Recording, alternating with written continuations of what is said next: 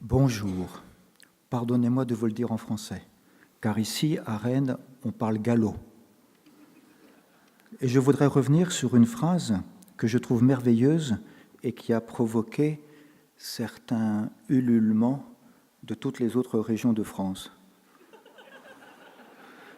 Je me souviens, prêtre à Paris, descendant en Provence, vers le petit village de Vénasque, me promenant et rencontrant un vigneron taillant sa vigne.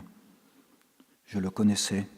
Il lève la tête et il me dit « Eh mon père, d'où vous venez ?»« Je viens de Paris. »« Eh mon père, qu'est-ce que vous faites à Paris ?» Puis il lève la tête sur le village, sur son piton rocheux, et il me dit « C'est le plus beau village du monde. » Et moi je m'apprêtais à lui dire peut-être qu'il faut un peu voyager, et je m'apprêtais à lui dire que Paris, c'était pas si mal que ça, du point de vue de la beauté. Et je le vois réfléchir, tailler 2 ou 3 sarments, très lentement, et relever la tête, et il me dit « Eh mon père, vous avez raison.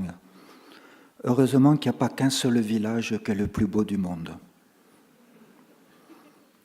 Donc on peut dire ici, sans complexe, la Bretagne est la plus belle région du monde.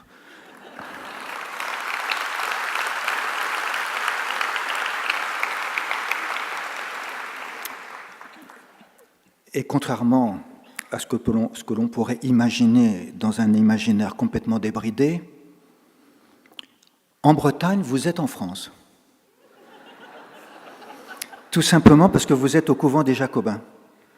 Et au couvent des Jacobins, s'est passé quelque chose de tout à fait impressionnant en 1491, dans la chapelle qui est juste à l'entrée, qui est transformée en amphithéâtre, dans la chapelle, il y a eu des fiançailles tout à fait remarquables de la duchesse Anne de Bretagne avec Charles VIII. Mais, hélas, elle a appris à ses dépens que ce mariage était coûteux pour la Bretagne, puisque le titre lui a été enlevé et qu'elle n'avait plus aucun droit sur la Bretagne. Heureusement, son mari est mort. Et elle a bien compris qu'à son second mariage, avec Louis XII, qui n'a pas lieu ici, il a fallu qu'elle obtienne de son mari son droit entier d'être duchesse de Bretagne. Et c'est ainsi que l'expérience des fiançailles dans la chapelle du couvent des Jacobins a été une expérience salutaire pour manifester que la Bretagne allait entrer en France en 1532 grâce à cette expérience salutaire, négative d'abord, puis positive, des mariages d'Anne de Bretagne. Et donc, au couvent des Jacobins, soyez heureux d'être sur ce lieu où il s'est passé quelque chose de considérable, puisque la Bretagne a tant, j'essaye de le dire humblement, apporté à la France.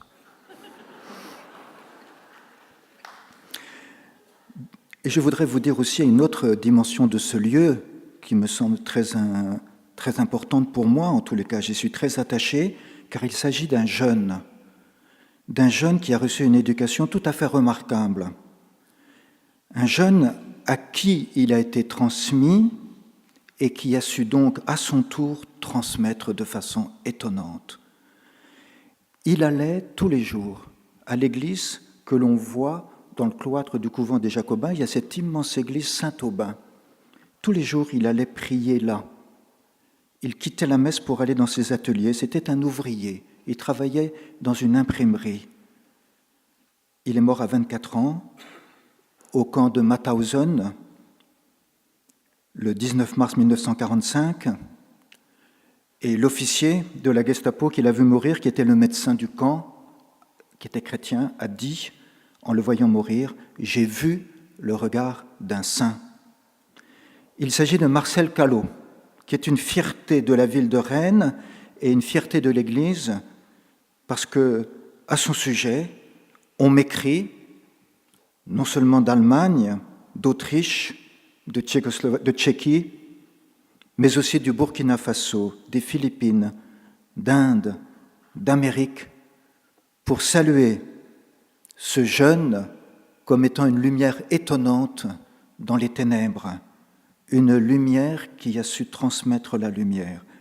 Il me semble que je suis heureux et redevable de vous donner cette figure d'un jeune à l'orée de votre congrès ici à Rennes, ce jeune Marcel Callot que le pape Jean-Paul II a béatifié le 4 octobre 1987.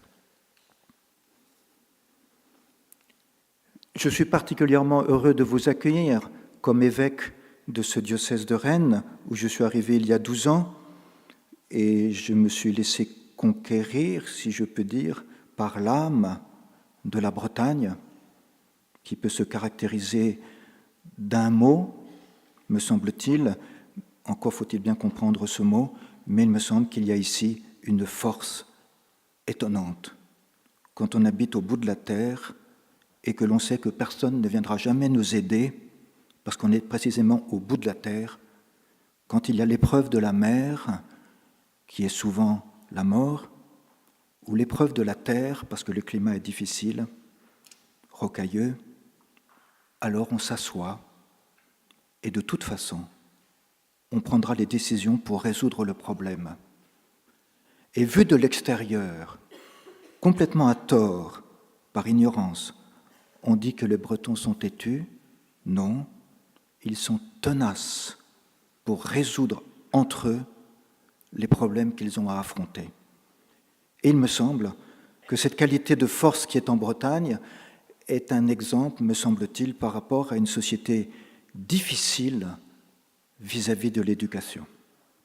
La force n'est pas un pouvoir, mais une intériorité qui est capable de rendre raison d'elle-même.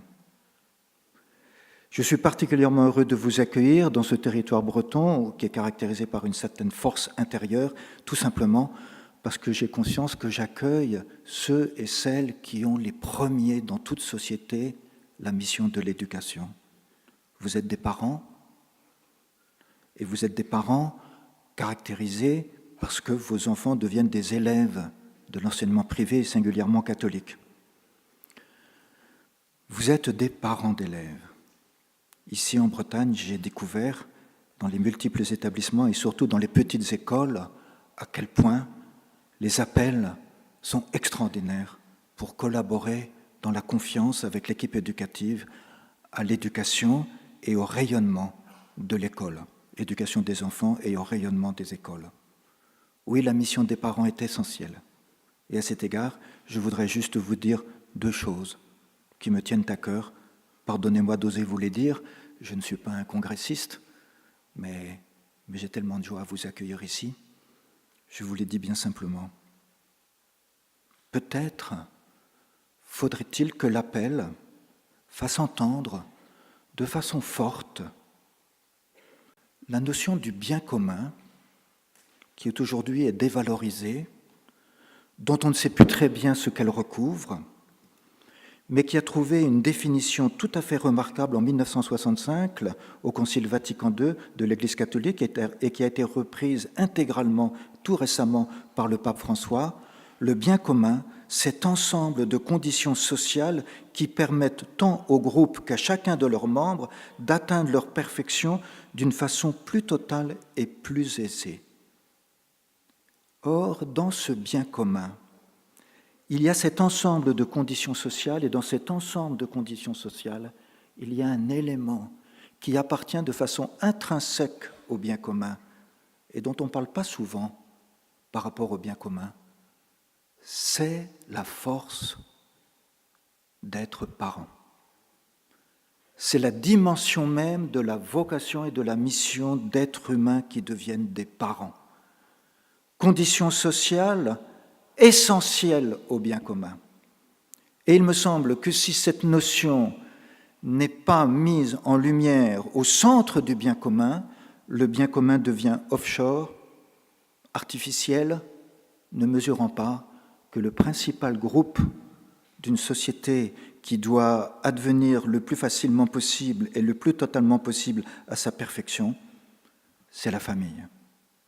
Et il me semble qu'il y a là une réflexion que vous pourriez avoir parce que vous avez un lien structurel avec une institution qui est un service de l'État, l'enseignement, l'institution scolaire, et dans ce lien avec cette institution, vous participez de façon névralgique au bien commun, mais vous y participez en amont tout simplement parce que vous êtes des parents et que le bien commun qui ne soutient pas des parents est un bien commun qui est boiteux, qui est tronqué et qui ne peut pas remplir sa tâche, qui ne peut pas être compris par les politiques.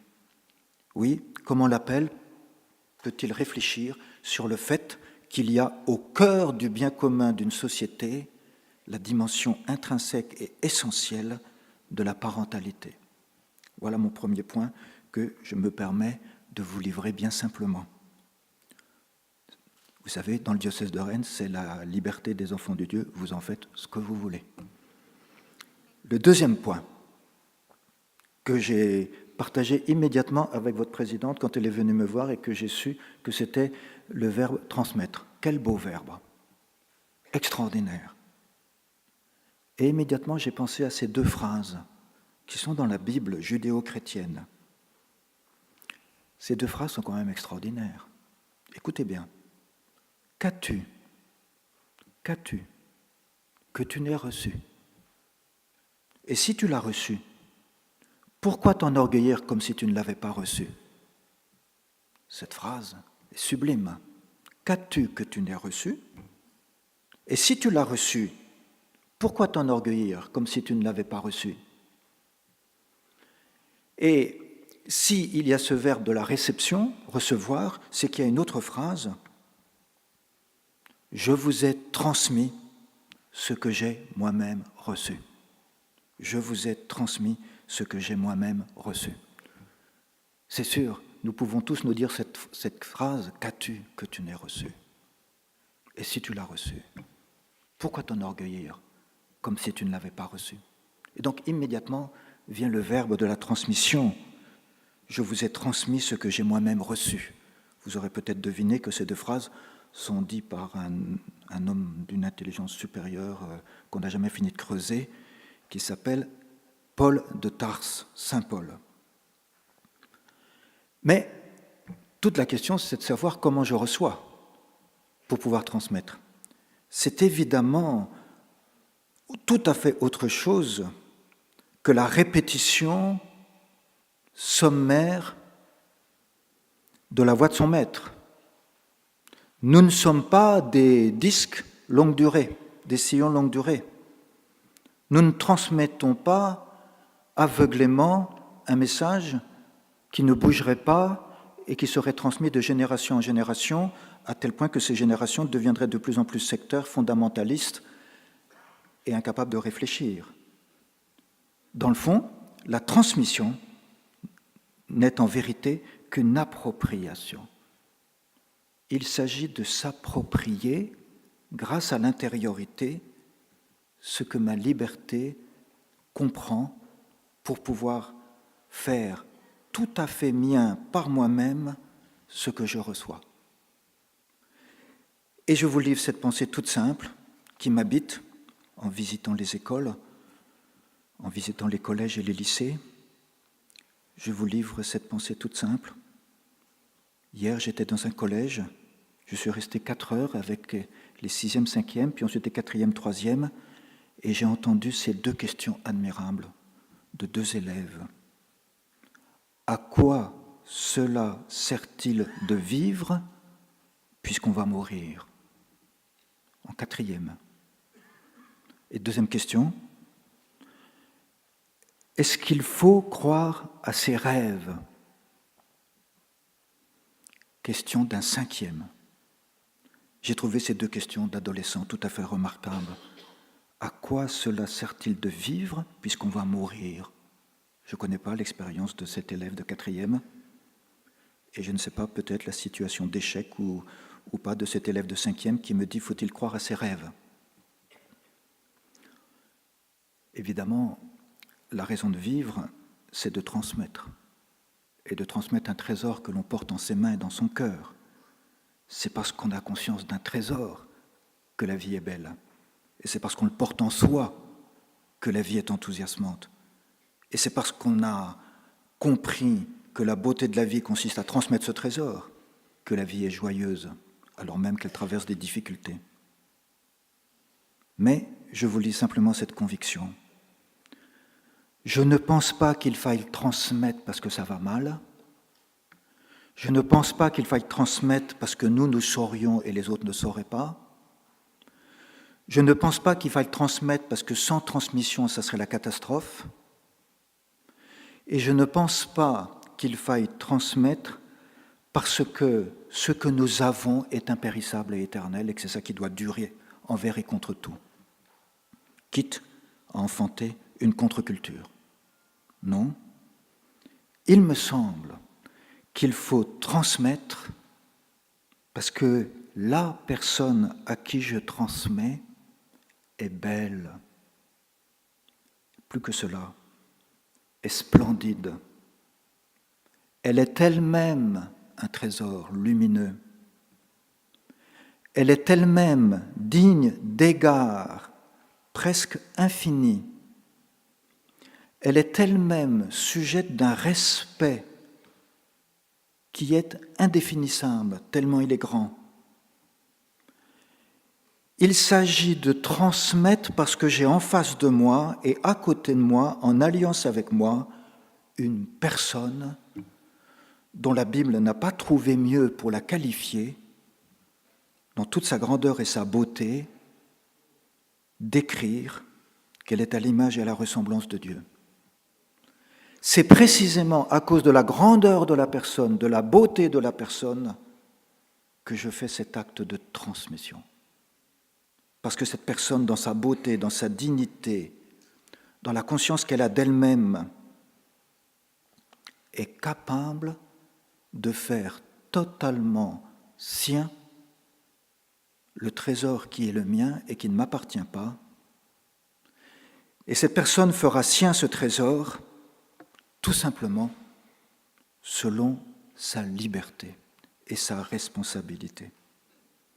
Il me semble que l'acte de transmission est un acte le plus joyeux qui soit et qui procède peut-être, comme le dit le pape François en insistant, il le répète sans arrêt, qui procède d'un regard contemplatif, d'un regard qui s'émerveille devant l'autre et non pas d'un regard qui est catastrophique sur une soi-disant société perdue. Bien sûr, cette transmission se heurte à des difficultés. J'en nomme qu'une seule, c'est que les défauts éducatifs existent. L'éducation n'est jamais parfaite nulle part. Mais j'étais dans un autre collège. J'ai osé demander qu'est-ce qu'il fallait améliorer dans ce collège, à des 4e, 3e, et j'ai entendu cette réponse bouleversante. Il n'y a rien à améliorer chez nous. Ah bon ? Parce que ça s'appelle plutôt le lycée, là où ils sont, mais peu importe. Ah, parce que ton lycée est parfait ? Non. C'est un lycée nul pour les nuls. Et tous les 4e, 3e que j'avais devant moi, ou pratiquement tous, ont tous la conviction qu'ils sont nuls. On les a mis dehors parce qu'ils ne réussissaient pas, et on les a mis dehors en allant dans quelque chose qui est de l'ordre du pratique, du matériel, bref, quelque chose qui n'aurait pas de valeur. Et je voyais l'équipe éducative me parler de ses relations avec les parents pour redonner confiance aux parents parce que leur enfant est tout sauf nul. Il est d'une beauté extraordinaire, votre enfant. Et j'ai trouvé magnifique qu'une équipe éducative ait le souci de redonner confiance à des parents, parce que des parents ont toujours un enfant qui est d'une beauté inouïe, et que c'est parce qu'il est beau que cet enfant mérite qu'on lui transmette. Mes amis, je vous souhaite un magnifique congrès sur cette valeur si magnifique de la transmission. Merci d'être réunis dans des appels, c'est-à-dire d'être des parents pour le bien de nos établissements scolaires et pour le bien de notre société et aujourd'hui pour le bien de la Bretagne. Merci d'être venus chez nous.